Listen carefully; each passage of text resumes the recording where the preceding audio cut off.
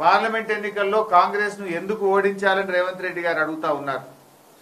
December 9 నాడు 2 లక్షల రుణమాఫీ చేస్తానని నమ్మబలికి ఆశ చెప్పి మాట దప్పినందుకు కాంగ్రెస్ పార్టీని ఓడించాలి. రైతు భరోసా కింద ఎకరానికి 15,000 ఇస్తానని ఎగ్గొట్టినందుకు కాంగ్రెస్ పార్టీని ఓడించాలి. రైతు కూలీలకు 12,000 ఆర్థిక సహాయం చేస్తానని చెప్పి ఒక్క పైసా ఇయ్యనందుకు కాంగ్రెస్ పార్టీని ఓడించాలి.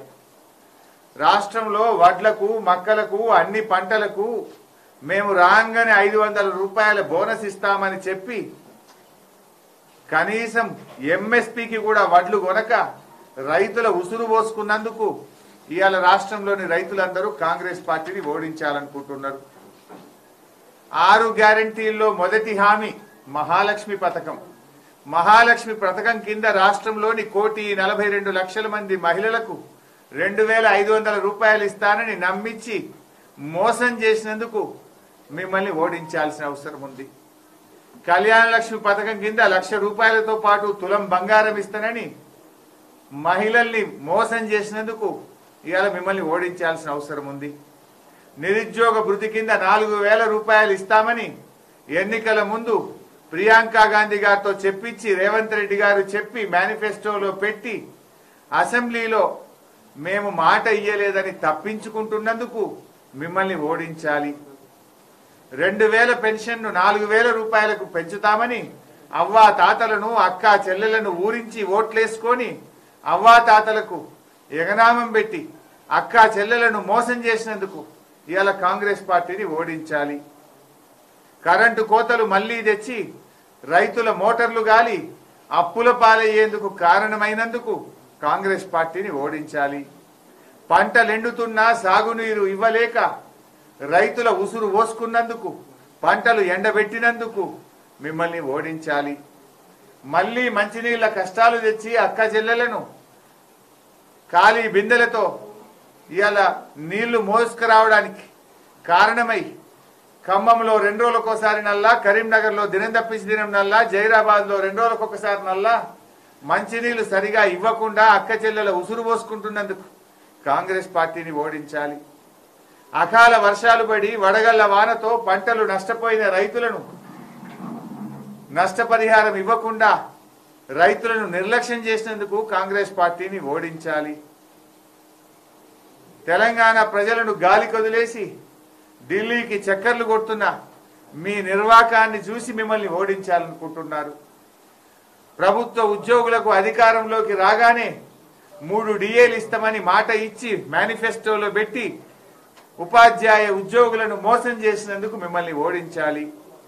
ఆర్టీసీ ఉద్యోగులను మేము రాగానే ప్రభుత్వంలో విలీనం చేస్తామని చెప్పి నాటి బీఆర్ఎస్ ప్రభుత్వం ఇచ్చిన జీవోను అమలు చేయకుండా ఆర్టీసీ కార్మికుల ఉసురు పోసుకుంటున్నందుకు మిమ్మల్ని ఓడించాలి.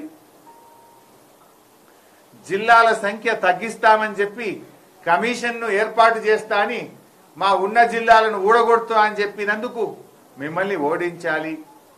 ప్రభుత్వ దవాఖానాలలో డెలివరీలు తగ్గినాయి, కేసీఆర్ కిట్లు బంద్ చేసి గర్భిణీ స్త్రీల ఉసురు పోసుకుంటున్నందుకు మిమ్మల్ని ఓడించాలి. రెసిడెన్షియల్ స్కూళ్లలో ప్రభుత్వ హాస్టళ్లలో దళిత పిల్లలు ఆత్మహత్య చేసుకుంటున్నారు. ప్రతిరోజు ఫుడ్ పాయిజన్ తో వాంతులు విరేచనాలతోని దవాఖానాల పాలైతున్నందుకు SC ST BC minority residential స్కూళ్లను నిర్లక్ష్యం చేసి పేద పిల్లల ఉసురు పోసుకుంటున్నందుకు మిమ్మల్ని ఓడించాలి. మీ హయాములో రోజు రోజుకు పెరుగుతున్న రైతు ఆత్మహత్యలు, పెరుగుతున్న ఆటో కార్మికుల ఆత్మహత్యలు, చనిపోయిన రైతులను గాని ఆటో కార్మికులను గాని ఒక్కనాడు పరామర్శించినందుకు, కనీసం పట్టించుకోనందుకు, పెరుగుతున్న రైతు ఆత్మహత్యలకు నిరసనగా ఆటో కార్మికుల జీవితాలను రోడ్డు మీదకి తెచ్చినందుకు నిన్ను నీ ప్రభుత్వాన్ని ఓడించాలి.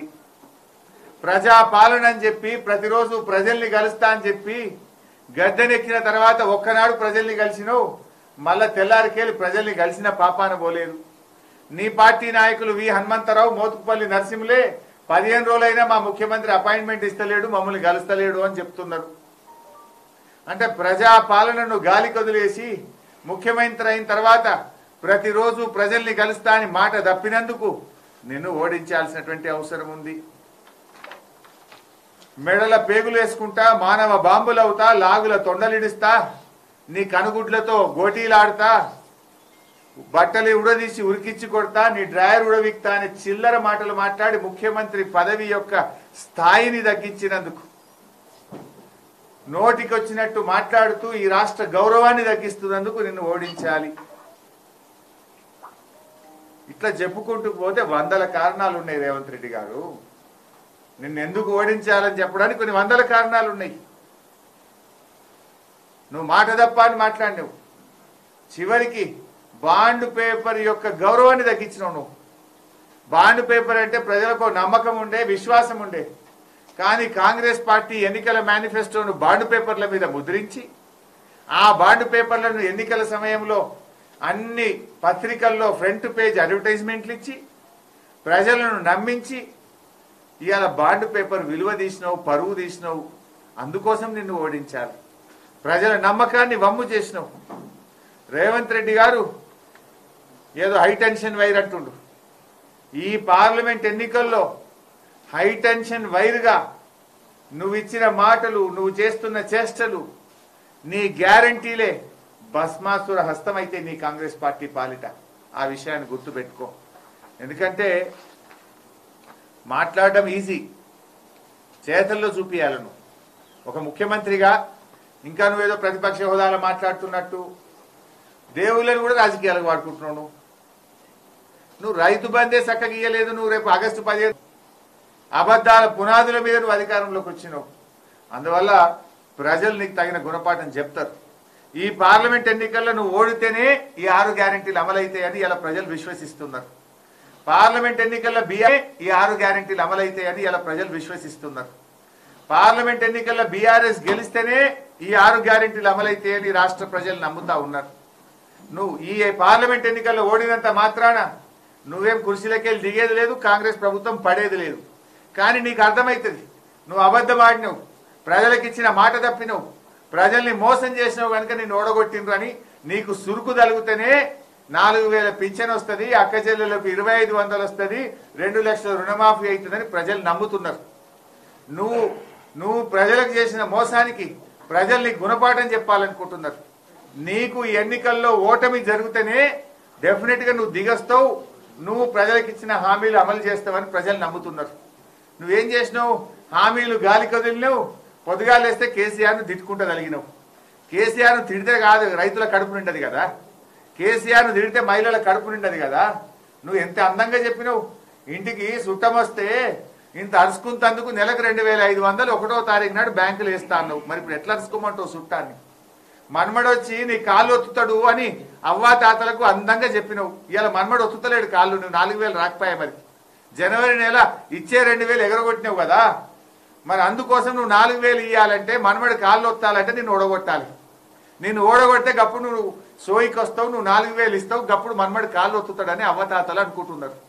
నీ మాటలే నీకు రేపు ఈ పార్లమెంట్ ఎన్నికల్లో ఉరితాళ్లు కాబోతున్నాయనే విషయం గుర్తుపెట్టుకో. నువ్వు ఎంత కేసీఆర్ ను తిట్టినా, అరిచి గీ పెట్టినా, నువ్వు ఇంకెన్ని ఓట్లు పెట్టుకున్నా నిన్ను నమ్మరుగాక నమ్మరు. ఎందుకంటే కొడంగల్లో ఓడిపోతే రాజకీయ సన్యాసం తీసుకుంటా అన్నావు, తీసుకోలే. నువ్వు మాట తప్పినవు. డిసెంబర్ 9 నాడు రుణమాఫీ చేస్తా అన్నావు, మాట తప్పినవు. ప్రమాణ స్వీకారం రోజే 6 గ్యారెంటీల మీద తొలి సంతకం పెడతా అన్నావు, మాట తప్పినవు. అసెంబ్లీలో 6 గ్యారెంటీల మీద చట్టబద్ధత తెస్తా అన్నావు, మాట తప్పినవు. ముఖ్యమంత్రి అయినాక రోజు ప్రజల్ని కలుస్తా అన్నావు, మాట తప్పినవు. మాట తప్పడం నీ నైజం. నువ్వు ఎంతమంది దేవుళ్ళ మీద ఒట్లు పెట్టినా, నువ్వు కేసీఆర్ను ఎంత తిట్టినా మా రైతుల కడుపు నిండదు, మా మహిళల కడుపు నిండదు, అవ్వా తాతల కడుపు నిండదు.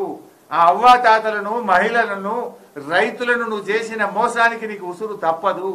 నువ్వు ఎవరిని ఇచ్చిపెట్టినావు? పేదలకు మోసం, రైతులకు మోసం, మహిళలకు మోసం, నిరుద్యోగులకు మోసం, ఉద్యోగులకు మోసం. ఉద్యోగులకు ఇస్తాన డిఏలు ఇచ్చినావా? రిటైర్ అయిన ఉద్యోగులకు పెన్షన్ బెనిఫిట్లు ఇస్తున్నావా?